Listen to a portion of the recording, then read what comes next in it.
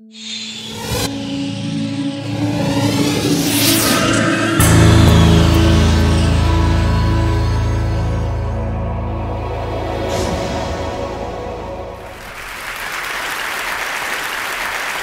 was walking on the market one day with my wife, and somebody stuck a cage in my face, and between those slits were the saddest eyes I've ever seen. And there was a very sick orangutan baby, my first encounter. That evening, I came back to the market in the dark, and I heard and sure enough, I found a dying orangutan baby on a garbage heap. Of course, the cage was salvaged. I took up the little baby, massaged her, forced her to drink until she finally started breathing normally. This is Uche. She's now living in the jungle of Sungai Wain. And this is Matahari, her second son, which, by the way, is also the son of the second orangutan I rescued, Dodoi. That changed my life quite dramatically, and as of today, I have almost 1,000 orangutan babies in my 2 centers, which is wrong. It's horrible. It's a proof of our failing to save them in the wild. It's not good. This is merely proof of everyone failing to do the right thing, having more than all the orangutans in all the zoos in the world together, just now like victims for every baby, 6 having disappeared from the forest. The deforestation, especially for oil palm, to provide biofuel for the Western countries, is what's causing these problems. And those are the peat swamp forest on 20 meters of peat, the largest accumulation of organic material in the world. When you open this for growing oil palms, you're creating CO2 volcanoes that are emitting so much CO2 that my country is now the 3rd largest emitter of greenhouse gases in the world after China and the United States. And we don't have any industry at all, only because of this deforestation. And these are horrible images. I'm not going to talk too long about it, but there are so many of the family of Uche which are not so fortunate to live out there in that forest that still have to go through that process, and I don't know anymore where to put them. So I decided I had to come up with a solution for her, but also a solution that will benefit the people that are trying to exploit those forests to get their hands on the last timber, and that are causing, in that way, the loss of habitat and all those victims. So I created a place, Sambocelestari, and the idea was, if I can do this on the worst possible place that I can think of, where there is really nothing left, no one will have an excuse to say, yeah, but no. Everyone should be able to follow this.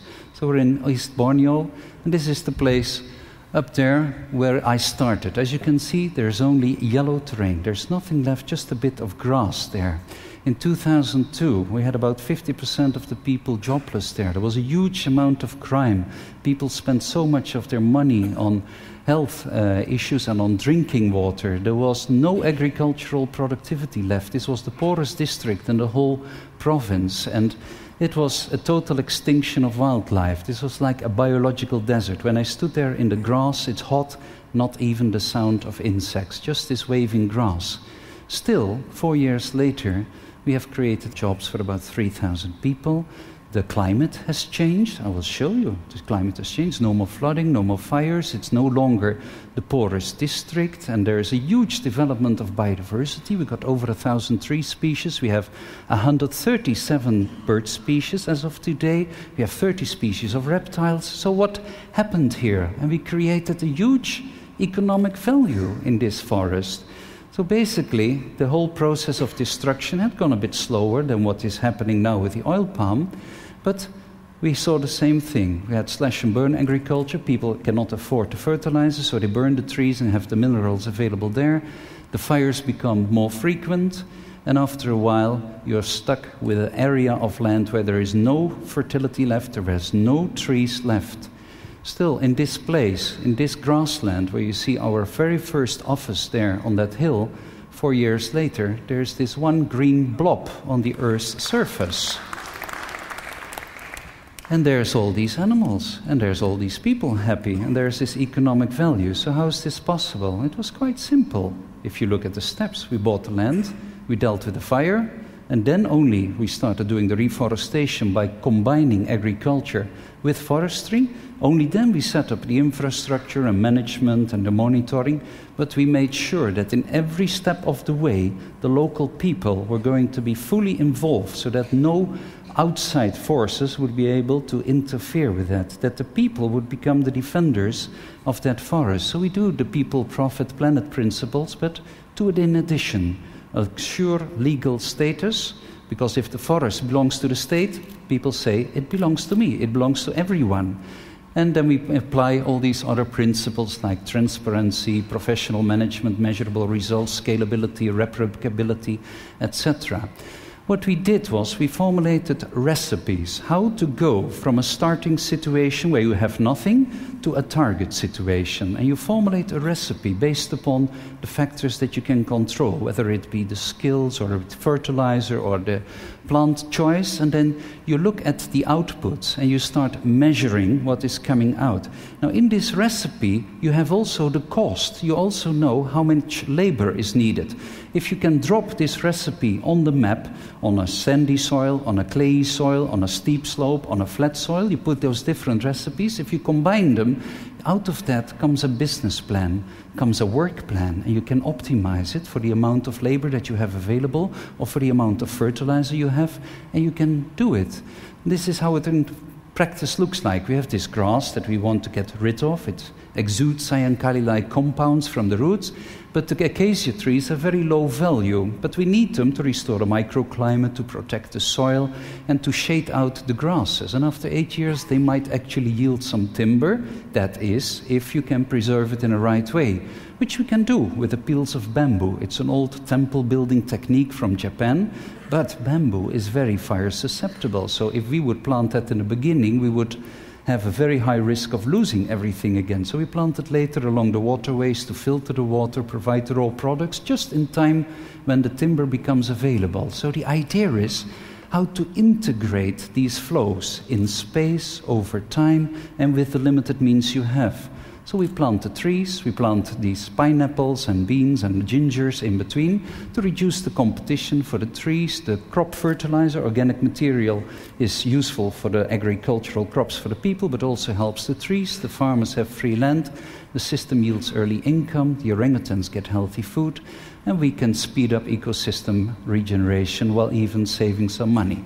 So beautiful, what a theory. But is it really that easy? Not really, because if you look what happened in 1998, the fire started. This is an area of about 50 million hectares. January, February, March, April, May. We lost 5.5 million hectares in just a matter of a few months.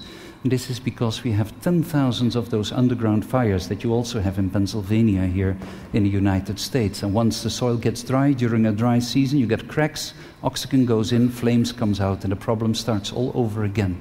So how to break that cycle? Fire is the biggest problem. This is what it looked like for 3 months. For 3 months, the automatic lights outside did not go off because it was that dark. We lost all the crops. No children gained weight for over a year. They lost 12 IQ points. It was a disaster for orangutans and people. So these fires are really the first thing to work on. That was why I put it as a single point up there. And you need the local people for that, because these grasslands, once they start burning, it goes through it like a windstorm. And you lose, again, the last bit of ash and nutrients with the first rainfall going to the sea, killing off the coral reefs there. So you have to do it with the local people. That is the short-term solution, but you also need a long-term solution. So what we did is we created a ring of sugar palms around the area. These sugar palms turn out to be fire-resistant, also flood-resistant, by the way, and they provide a lot of income for local people. This is how it looks like. The people have to tap them twice a day, just a millimeter of slice, and the only thing you harvest is sugar water, carbon dioxide, rainfall, and a little bit of sunshine. In principle, you make those trees into biological photovoltaic cells. And you can create so much energy from this because they produce 3 times more energy per hectare per year, because you can tap them on a daily basis. You don't need to harvest organs than any other of the crops. So this is the combination where we have all this genetic potential in the tropics, which is still unexploited, and doing it in combination with technology. But also your legal side needs to be in very good order. So we bought that land, and here is where we started our project in the middle of nowhere.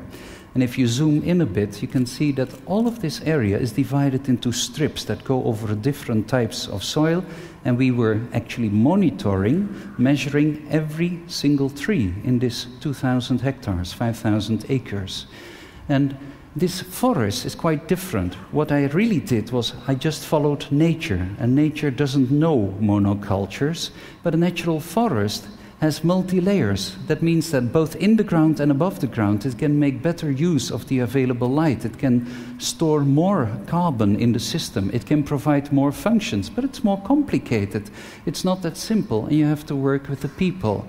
So what we do is also, just like nature, we grow fast-planting trees, and underneath that we grow the slower-growing primary rainforest trees of a very high diversity that can optimally use that light. And then what is just as important, get the right fungi in there that will grow into those leaves, bring back the nutrients to the roots of the trees that have just dropped that leaf within 24 hours.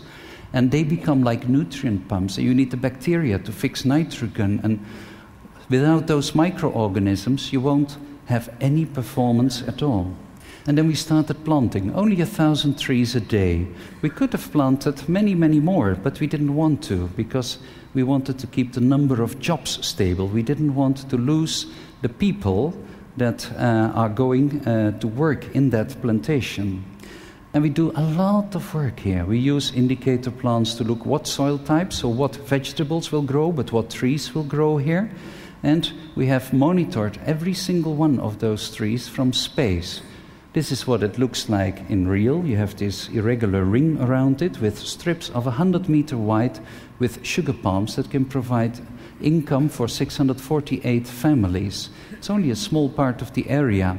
The nursery in here is quite different. If you look at the number of tree species we have in Europe, for instance, from the Ural up to England, you know how many?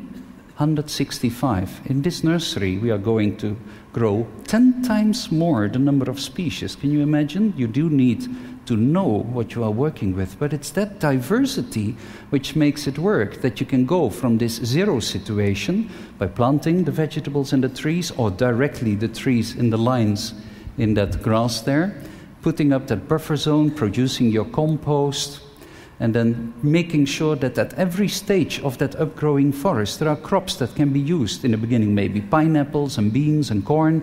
In the second phase there will be bananas and papayas. Later on there will be chocolate and chilies, and then slowly the trees start taking over, bringing in produce from the fruits, from the timber, from the fuel wood, and finally the sugar palm forest takes over and provides the people with permanent income.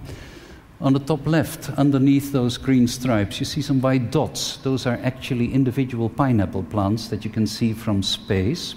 And in that area, we started growing some acacia trees that you just saw before. So this is after 1 year, and this is after 2 years. And it's green. If we look from the tower, this is when we start attacking the grass. We plant in the seedlings, mixed with the bananas, the papayas, all the crops for the local people, but the trees are growing up fast in between as well. And 3 years later, 137 species of birds are living here.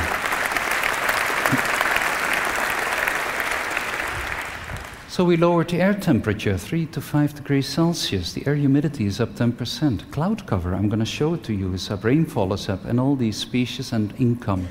This eco-lodge that I built there 3 years before was an empty yellow field. This transponder we operate with the European Space Agency. That gives us the benefit that every satellite that comes over to calibrate itself is taking a picture.